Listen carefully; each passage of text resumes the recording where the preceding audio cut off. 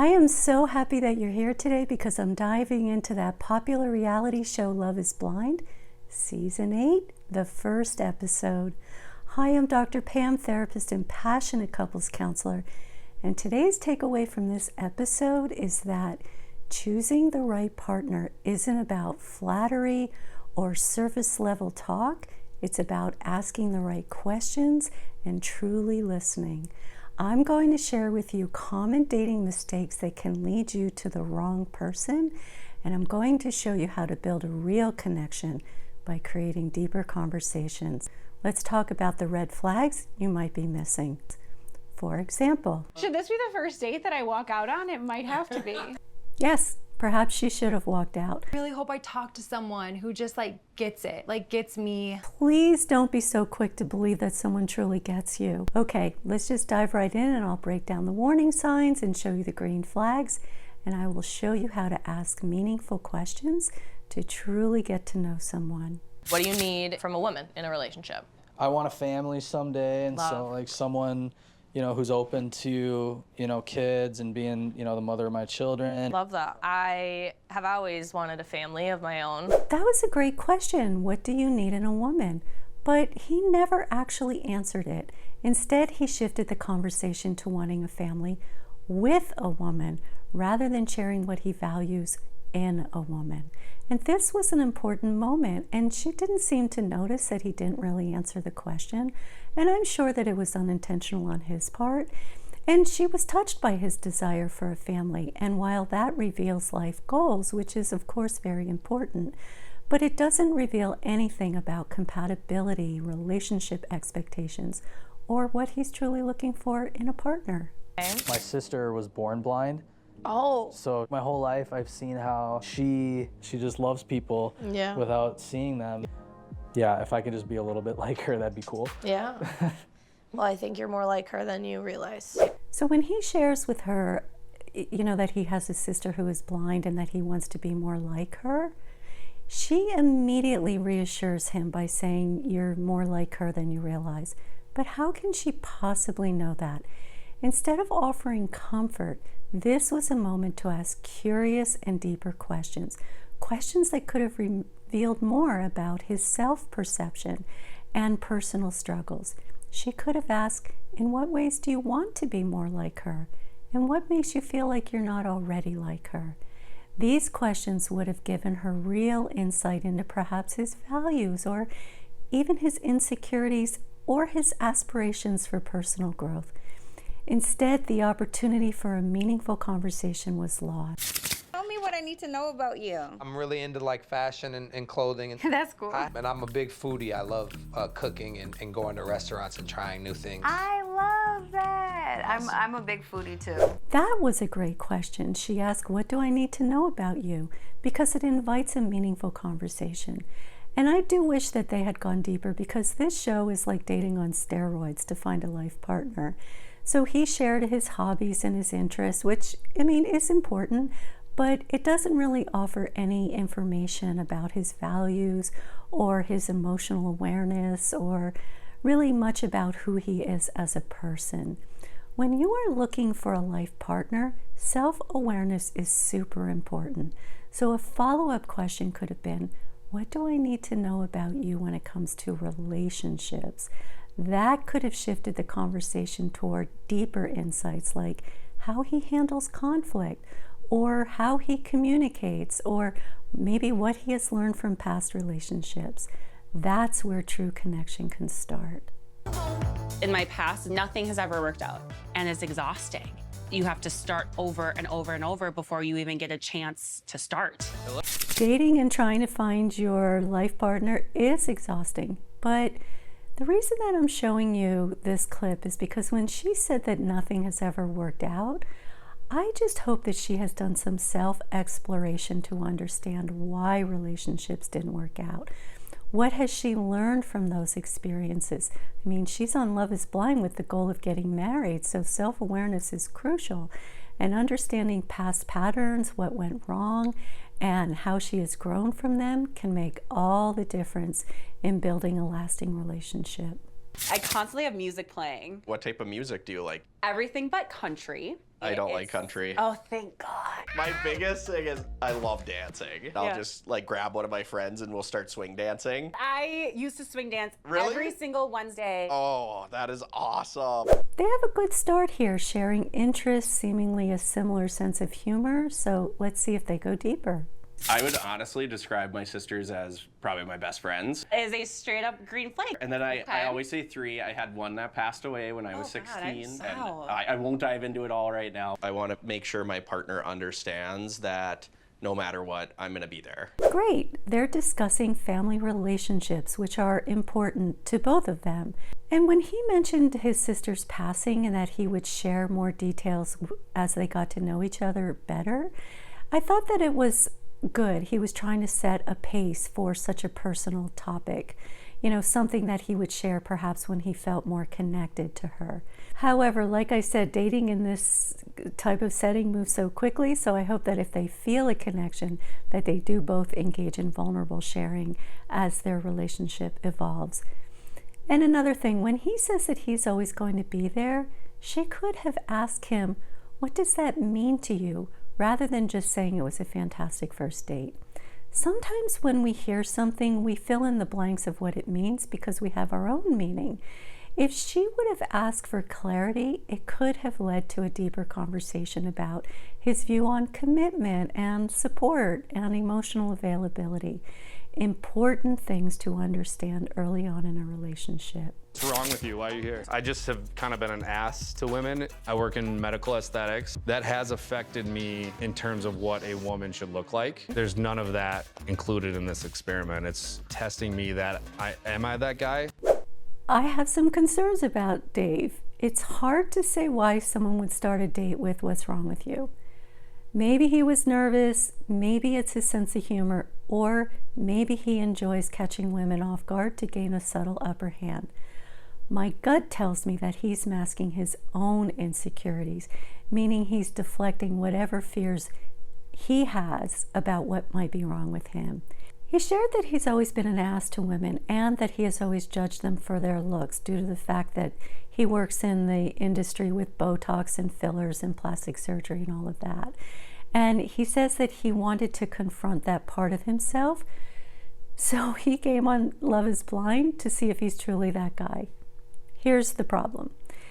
Dating is not the place to figure that out, and especially dating to find a life partner and get married in 4 weeks. With the degree of challenges that he is describing, self-reflection and personal growth should happen before he enters the dating world, not at someone else's expense. Do that inner work first and then bring that growth-oriented version of yourself into relationships. I mean, we all have inner work to do that's often ongoing if you're a growth-oriented person, but it seems like Dave might need a jump start. How old are you? I'm 30. Okay, so you're no longer attractive. Oh my God. Should this be the first date that I walk out on? I'll be a little nicer to you. Why are you here? Yes, perhaps she should have walked out. That would have been setting a clear boundary around self-respect and how she wants him to speak to her. If she even wanted another date with him, right from the start, he's leaning into being that guy, the one he supposedly wants to understand and confront. When he follows up with, okay, I'll be nice to you before asking a real question, it speaks volumes. Here's the problem. Being nice on a date isn't a gift. It's the bare minimum. Acting like kindness is a choice rather than a basic part of a relationship is a major red flag. It shows that he thinks respect is something that he can choose to give instead of something he should give to everyone just because they deserve it. That's not just a bad first impression, it's a warning sign about how he views relationships. I've been a very shallow person. I really don't want to be that way at all. So yeah, I mean, that's kind of why I'm here for sure. There's not one way to be a beautiful woman. I also do think that physical attraction grows. Okay. Lauren missed a crucial opportunity here. Instead of jumping into her own beliefs, she needed to see the major red flag in what he is saying. When he admits, I've been a very shallow person and I don't want to be that way, it's not just enough to take that at face value. There's a deeper conversation that needs to happen. Rather than assuming he's changed just because he acknowledges his past, she could have asked, what growth work have you done to understand why you've been that way? And how has this impacted your past relationships? And what does being that way actually look like in a relationship? Self-awareness is a great starting point, but real change requires effort and action. And without those pieces, his admission might not be a sign of growth. It could just be self-recognition without accountability. I haven't had a serious boyfriend. I never have felt the need to have a boyfriend. I mean, that could be easy if I wanted to, I would. Wow, cocky. We just couldn't get on the same page of making things work. Okay. A couple of important things stand out here. First, I would ask Molly more about why she hasn't been in a serious relationship. She mentions that she dated and she and her partners couldn't get on the same page about making things work. But what does that actually mean? Instead of just saying okay and moving on, he missed an opportunity to dig deeper and truly understand her relationship patterns. This was his chance to learn what has and hasn't worked for her in past relationships and whether she has self-awareness around those experiences. A few questions that he could have asked would be, what do you mean by being on different pages? Was it about timing or values or something else? And he could have asked, looking back, do you see any patterns in why things didn't work out? And what have those experiences taught you about what you need in a partner? Asking these questions wouldn't just have helped him understand her, it would have also shown if she's done the work, the growth work, to be ready for a serious relationship. And then there's him, calling her cocky. He insists that he's just playing with her, but this isn't the first time that he has spoken in a jarring way on dates. Dismissing confidence as arrogance is worth paying attention to whether this is a pattern in how he interacts with women. And it's also worth considering if he's projecting, meaning, does he have his own blind spot into his own cockiness and he's projecting it on others? Oh, I also haven't had a ton. Okay. I've had a lot of girls I've gone on a few dates with, never really introduced them to my family. Okay. So tell me a little about your family. Wanting to know more about his family could have come later. A more productive follow-up question in that moment could have been to focus on his limited dating experience, especially when he mentioned that he's only been on a few dates and none of them progressed far enough to introduce someone to his family. This was a great opportunity to explore why relationships haven't developed beyond a few dates. Instead of moving on, she could have asked him, what do you think has kept those relationships from progressing? And were you the one who pulled away, or did they? And what do you feel was missing in those connections? And how do you know when you're truly interested in someone? I know that these are deep questions, but asking these questions would have given her deeper insight into his mindset around dating and relationships, whether he struggles with emotional availability or avoids deeper connections, or simply hasn't met the right person. Understanding this before diving into learning more about his family would have been far more telling about whether he's truly ready for a serious relationship. He was just very hard on me about just doing the right thing, having integrity. And I haven't always had that. You feel like you still struggle with that at all, or? I'm not gonna be perfect. Right. Again, another missed opportunity to learn more. When he admitted that he hasn't always had integrity, that was a significant revelation, one that could have led to real insight about his growth and past behavior. Her follow-up question, do you still struggle with that, was a step in the right direction, but it didn't quite get to the heart of the issue. Instead, she could have asked, what has lacking integrity looked like for you in the past? Why do you think you've struggled with integrity? And I didn't show the clip where he shared that his mother had passed away from breast cancer, so this might not have been the right moment to push too much. However, his comment about his mother being strict about integrity raises important questions, one that can be explored perhaps at a later time, but asking questions like, what did your mother mean when she talked to you about integrity? And why do you think she was hard on you about it? And how did you feel about the way she approached that with you? Another key piece here to consider is that he did openly admit to being an ass to women. So could this be connected to his struggles with integrity? What are you looking for in a partner? I just want someone who's kind. It's really important to me that like people feel safe with me. Oh my gosh. You're saying all the right things, Madison. Alex and Madison start out by sharing interesting things about each other, and then she dives into, what do you want in a partner? It's a nice progression to start light and then go deeper. So rather than saying, you're saying all the right things, he could have asked, what does being safe in a relationship mean to you? And why is that so important to you? I had a rough childhood. My relationship with my mother is tough because I've just had to be like a parent to her my whole life. I've also had some family issues. It's very common for people to respond to someone's meaningful or painful experience by sharing a similar one of our own.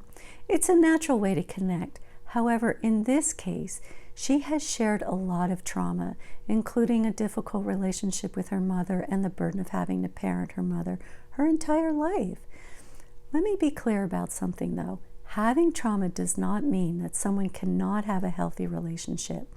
But it does mean that deeper conversations are necessary to understand how that trauma has shaped them and how they navigate relationships. So instead of just listening and moving on, he could be asking more thoughtful questions to gain insight into her personal growth and if she seems ready for a healthy relationship. Some important questions he could ask. How do you feel how your past has impacted how you navigate relationships? How do you think your upbringing affects what you need from a partner? And what does emotional support look like for you in a relationship? These questions aren't about judging her past, but about understanding whether she has done the personal growth work to build healthy relationships. I was relentlessly bullied. I remember going into lunch and I'd try to sit down at a table and people would push my tray off the table. And so I'd go eat alone in the bathroom. That makes my heart hurt for you. She could do the same. When he opened up about experiencing brutal bullying, it was an important moment, not just for expressing empathy, although empathy is a huge green flag, but she could also seek to understand how that trauma has shaped him over time. Painful experiences like bullying don't just fade. They often influence how someone sees themselves, their relationships, and their ability to trust others. So rather than just offering comfort, she could have asked deeper questions to explore how this has affected him long term. So she could have asked, how do you think being bullied has impacted the way that you connect with people today? And do you still struggle with the effects of being bullied? And if so, in what ways? And how do you handle conflict or rejection now because of what you went through? Asking these types of questions would have helped her understand how he has processed his past trauma, whether he's still carrying wounds that affect his relationships, or if he has developed healthy ways to manage the impact that being bullied had on him. Just have, lost a lot of people. I think having tough times makes you a stronger person. I just feel tired of always having to be resilient and strong. Madison shared a deeply emotional story about losing her brother in a car accident, a moment that deserved space for reflection and understanding. However, instead of truly sitting with that pain, he quickly jumped into the assumption that tough times make you stronger. While resilience can come from hardship, not everyone experiences it that way, and not everyone wants to always be strong. Rather than assuming, he needed to ask thoughtful questions to truly understand how this loss has shaped her. Some questions he could have asked her could be, how has losing your brother impacted the way you see relationships in life? What do you mean when you say you're tired of being resilient and strong? Jumping to conclusions about someone's grief can actually feel dismissive, even if it's unintentional and likely was. I think just like in a partner, like that is like something that I'm really looking for, is someone who's like still really close with their family. I'm still very close with my mom and my dad. If you ever need a little bit more family, let me know. I can extend the invitation. That was yet another missed opportunity to learn more about Madison. Instead of extending an invitation for her to turn to his family for support, an offer that isn't particularly meaningful at this early stage since they're just getting to know each other, he could have used this moment to better understand what she truly desires in a future family dynamic. Madison has already shared that she has a distant father and isn't close with her mother. That's significant.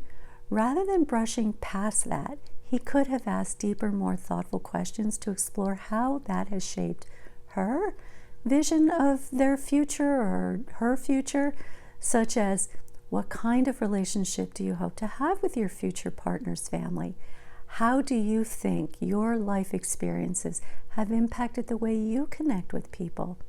Rather than assuming he can fill the emotional gaps that she has from her family, he could have taken this as an opportunity to understand how she envisions emotional support and connection in her future. That insight would have given him a clearer sense of their compatibility, rather than a well-intended, although unrealistic, promise of support. Let me say this though, going on this show and dating in a pod must be terribly anxiety-provoking, which can impact how one reacts in the moment. So this isn't about judging them. It's about providing you with helpful tips for your relationship life. Are you religious? I'm not. My parents are still Christian. Yeah. And it's something that I feel like I've always really disappointed them in. You should do what makes you happy in the end. I really hope I talk to someone who just like gets it, like gets me. Please don't be so quick to believe that someone truly gets you. Meg feels understood by Mason, but all he really said was, do what makes you happy in the end. That's supportive, but it's also vague. I think people often get swept up by approval and support and flattery, mistaking it for deep connection. But those things, while they're very nice, don't actually reveal much about a person's values, emotional depth, or the ability to truly understand you. Real connection comes from someone engaging with your thoughts, challenging you when needed in a respectful way, and showing they understand why you feel the way that you do, not just agreeing with you. This doesn't mean a conversation should lack approval and flattery and support. It's about finding the right balance. When you're dating, those things are important, but they shouldn't overshadow deeper, more meaningful conversations. And I've noticed that many of these couples are leaning way too heavily into flattery rather than striking a balance with discussions that truly reveal who they are and how they connect. Just like thoughts on sex, like, is it really important to you? I think it's really important.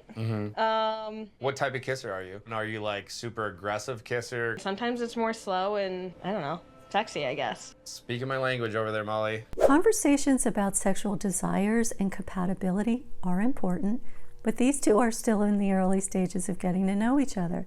Before diving into that, it would have been better to build a meaningful connection first. After all, they're looking for a life partner.